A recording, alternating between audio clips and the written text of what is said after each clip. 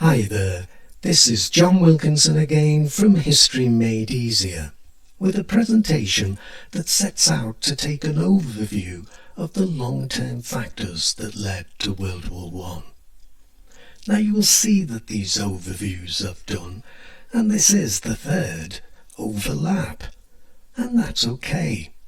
I'm giving you different ways of looking at the same thing, and that's to your advantage. And before I go any further, let me say that for me, long-term factors are anything that occurs before the July crisis. So I'll look at imperial expansion in Africa and Asia, though I have to say I don't think it was a significant factor, except for Morocco. And I'll look at the decline of the Ottoman Empire, Balkan nationalism, and the reaction of Austria-Hungary and Russia to that, which I think were highly significant factors. I'll also look at Weltpolitik, and finally I'll show how all of this added to a sense of growing tension. But the most important thing I want to do in this presentation is to emphasise how these factors linked to each other. Clearly, the concert of Europe, or the Congress system, the means by which Europe had in the main kept the peace since the French Revolutionary and Napoleonic Wars, had by 1914 collapsed. After Napoleon's defeat, the powers had agreed to discuss issues facing Europe, achieve a consensus and so prevent conflicts. Diplomacy rather than war. Britain, ever the reluctant European, wasn't keen, but the continental powers strove to make it work. However, the series of Balkan crises, coupled with Germany's policy of Weltpolitik, eventually put pay to it. Europe had faced a series of serious crises in the Balkans, and with Germany and the Kaiser's clumsy policy of Weltpolitik, each of which had brought the great powers closer to war. That a general war hadn't broken out before 1914 was a result of successful diplomacy, but also a genuine desire to avoid war. Countries weren't yet ready for war, or at least thought they weren't ready. But such was the gravity of the issues underlying these crises that war seemed to be the only solution. The underlying factors didn't go away. The diplomacy only papered over the cracks, and the cracks were growing.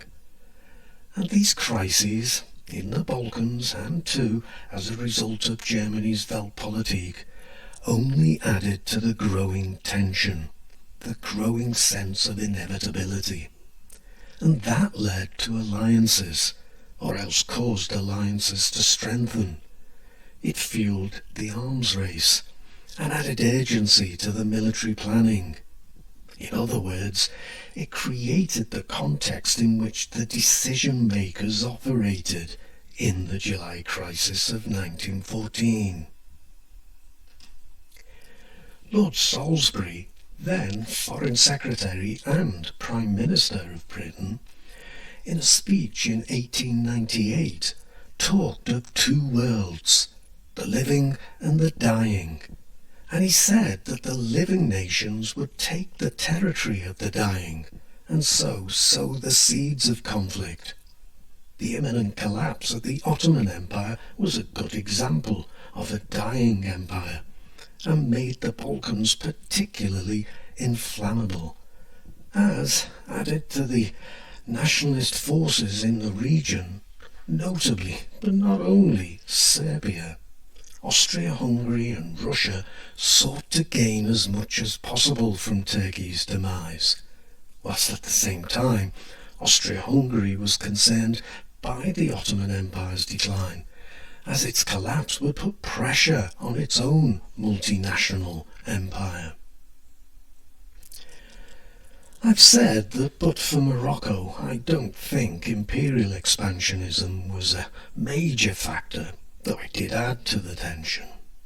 There was the scramble for Africa, as well as the scramble for concessions in China, and Germany did want its place in the sun too.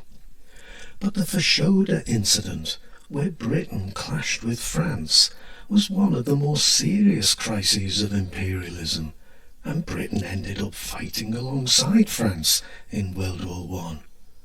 While in the wake of the Boxer Rebellion in China, Britain and Germany united to prevent Russia gaining political as well as economic control of Manchuria.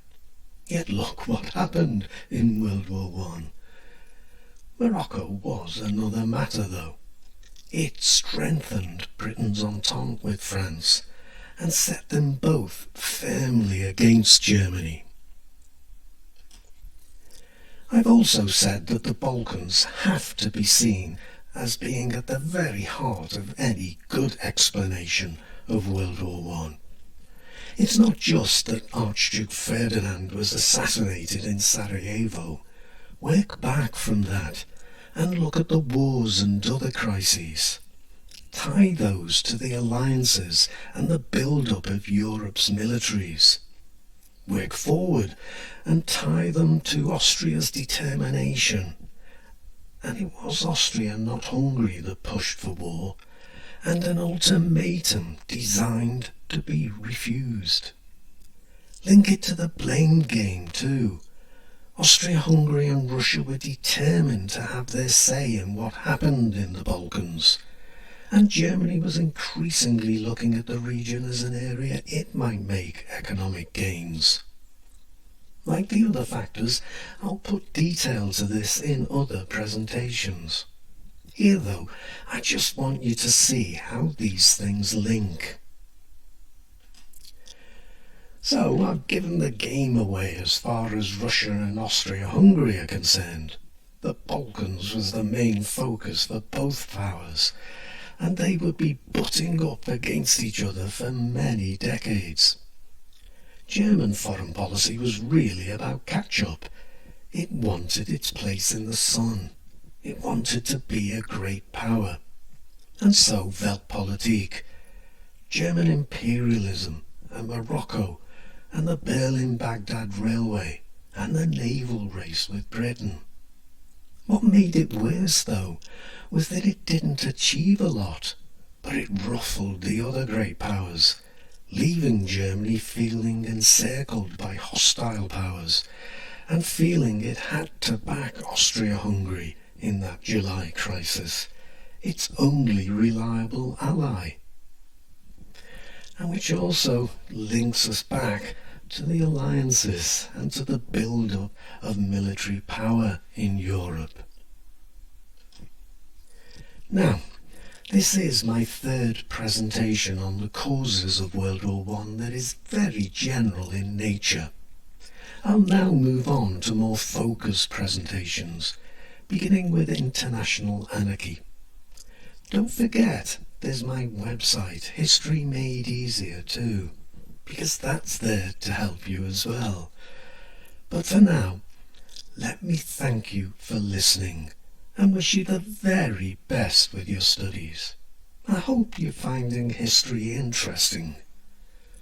Cheers.